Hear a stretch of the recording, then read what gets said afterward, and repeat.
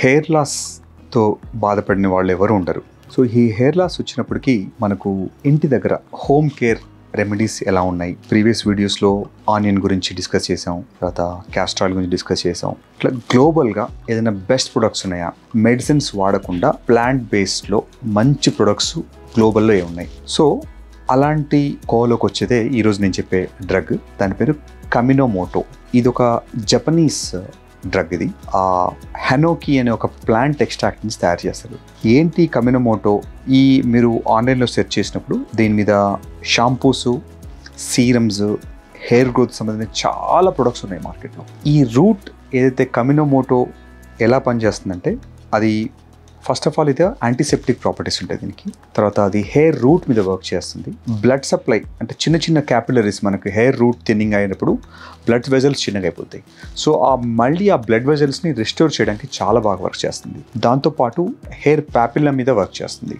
So hair మళ్ళీ thin అయిన hair మళ్ళీ రీగ్రోత్ రావడానికి చాలా హెల్ప్ చేస్తుంది ఈ కమినోమోటో. దీంట్లో సీరమ్స్, తర్వాత సూపర్ స్ట్రాంగ్ సీరమ్స్, తర్వాత యాక్సిలేటర్స్ అని రకరకాల ప్రొడక్ట్స్ ఉన్నాయి. నేను పర్సనల్గా రికమెండ్ చేసేది కమినోమోటో సూపర్ స్ట్రెంగ్త్ సీరం.